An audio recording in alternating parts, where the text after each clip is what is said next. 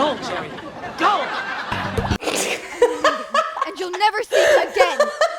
I'm leaving. And you'll never see me again. I'm leaving. And you'll never see me again. I'm leaving. Candidates are going to be, so I think I know who I would vote for. I mean, if Jeb Bush were to get the Republican nomination, I could see myself voting for Jeb. I would vote for Rubio. I would vote for Kasich. I would vote for Rand Paul. But it doesn't seem like any of those candidates have a chance. So if you look at the two frontrunners, it appears to be Trump and Cruz, and I'm not voting for either one of them. So, yeah. What? Well, I never said that the first time, so take a seat. But Alan, I don't think either could beat Hillary, because I don't think either will win the Latino vote. That's just my opinion. I don't think Cruz has a chance. You're crazy. I don't think Trump has a chance. Cruz has a better chance than Trump. And what is that saying? Nothing at all. Cruz, you're arrogant, and I don't like you. Thanks for coming to the mic and say it. Another idiot who runs to ignore. Bye. First of all, Alan, I didn't call for anything. I was reading data from the census. Okay? And they talked about how the white race would no longer be the majority. And I said, I think it's a good thing for America that we will have a minority majority. And that, yeah, why wouldn't it make me happy? Why wouldn't it make me happy? Why would it be a bad thing, though, and why would anyone get upset about that? Why would it be a bad thing to have more minorities in this country? I don't see a difference, to be honest. I think we'll have the same issues.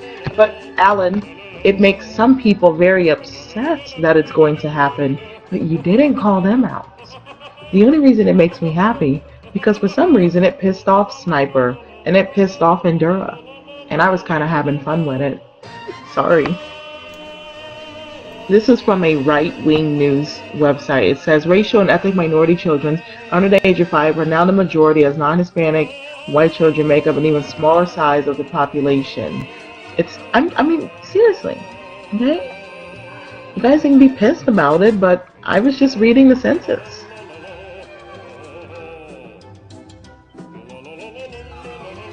A right-wing news website backs me up here on why white people are dying off. And notice Alan went quiet. See? Look, you can say she's happy that the country is pushing towards a different a route. Does anyone remember when a young Mexican-American kid was singing the national anthem in half Spanish? And how fast white conservatives were attacking him on social media? That's a prime example. Stuff like that is a joke. That does kind of make me happy. Kids will be singing the national anthem in Spanish. Run, Trump, run.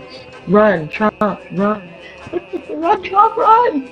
Please. If Trump doesn't get it, I hope Cruz gets it, because I really want to see, this is what I want to see, and I love Marco Rubio. Well, I'll leave him out of this. I want to see Trump get smacked by Latinos. That's what I want to see happen. Because there are many Latinos that are registering to shut him the hell up. Zero, did you hear that Eva Longoria, Jennifer Lopez, Salma Hayek, and Gloria Estefan are lining up to create a video to tell Latinos to vote against Donald Trump if he gets the nomination. And this was started by Eva Longoria, who, by the way, endorsed Obama in 2008 and in 2012. She's a very key figure and an activist in the Latino community. Actually, well, like it or not, we live in a social media world, else. You should know this. People are constantly blogging, tweeting, posting on Facebook, Instagramming. And when a lot of people follow their celebrities, these celebrities have like 5 and 10 and 60 million followers. Like Kim Kardashian endorsed Obama on her Twitter account. This girl has like 40 million followers. You're crazy if you don't think some of these young voters could be influenced by their favorite celebrities. And that's what the Republicans are really in need of, is some social media celebrity support. It's not about telling them how to think.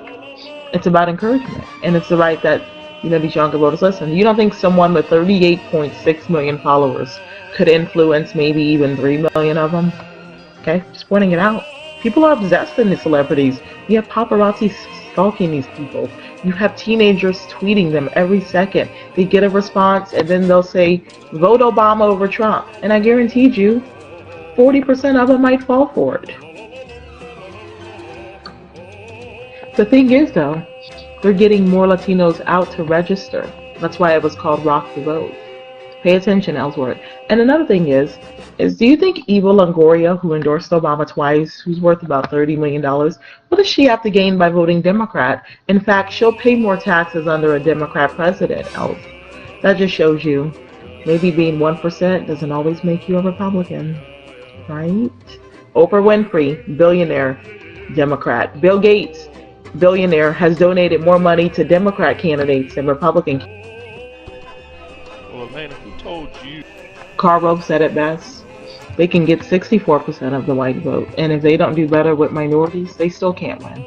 He's an expert. Fox News hired him. A nice guy. My father actually encouraged me to vote, but and it's so funny because when he told me to, in school a few weeks later, we registered in history class. It's pretty interesting. We registered to vote when we were in high school. I thought that's pretty unique that they do that.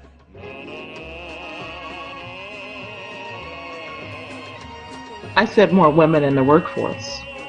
And if you can't understand that end word, workforce, I feel bad for you. It's exactly why affirmative action was passed by John F. Kennedy. But Alan, I can't wait to sit in your room on November 2016. And especially if a Democrat wins. I'm willing to see if you're going to bounce me out of here. Because I'm going to go in. And I'm going to remember everyone who told me that a Republican would win. And I'm going to be a bitch.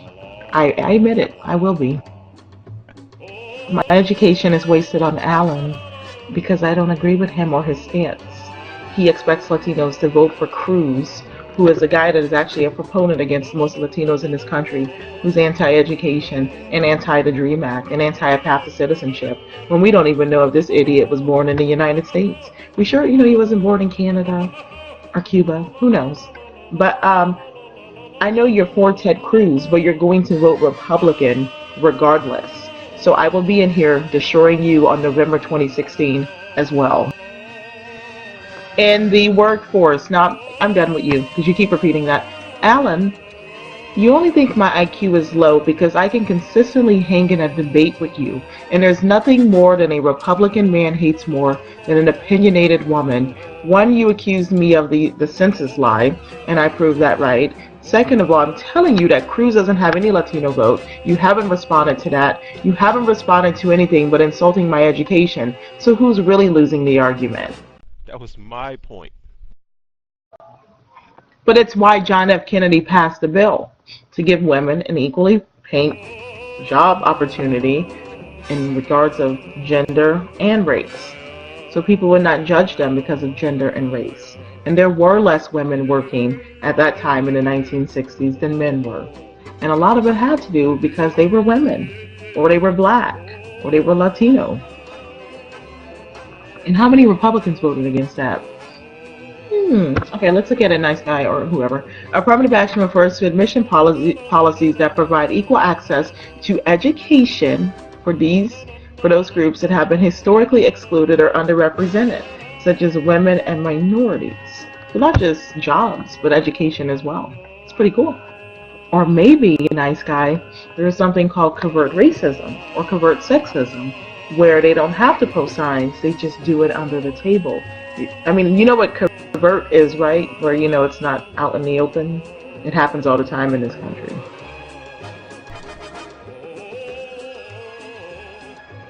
Oh, that's a good point. You tell me. But that's not the point I'm trying to make.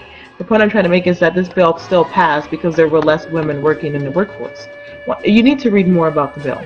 And by the way, covert racism and sexism is still going on today. So we should be lucky that we have affirmative action put into place. But it's not changing anything because they can still be covert about it and just find another reason not to hire someone because of their race or gender. And that's sad. Oh, did someone get their feelings hurt? Wow.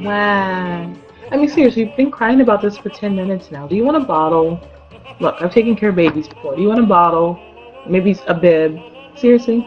A nice guy, you do it all the time, you kind of arguments. We bring up Oregon, you bring up Obama. We bring up equal pay, you bring up, well, Hillary Clinton's not paying her women equal pay. So you're one to talk. Just pointing that out. Because you're still crying about something that happened in hour ago. I think the rumor that a man is still so upset that a woman can't disagree with him. Look up women in the workforce versus men in the workforce, or even education. Look up the education rates back in the 1960s. I bet you won't, because the numbers will not agree with you. Republican that dropped out of high school. I shouldn't be shocked. Should we?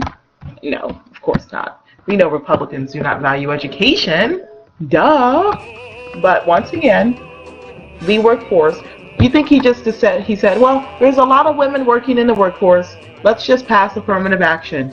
They were underrepresented. That's exactly the word he used when he signed the bill. What does underrepresented mean?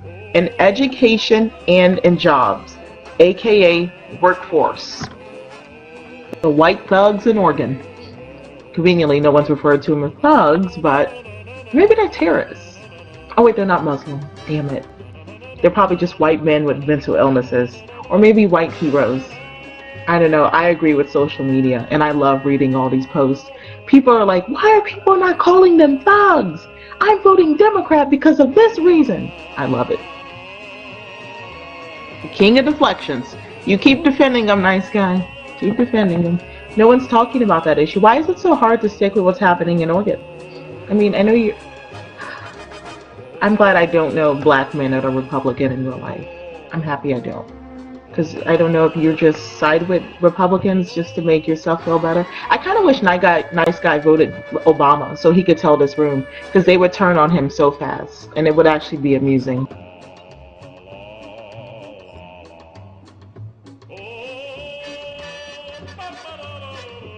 I just want to know why nice guy always goes against his own race. He made a good point. A kid was shot within 5 seconds holding a fake gun.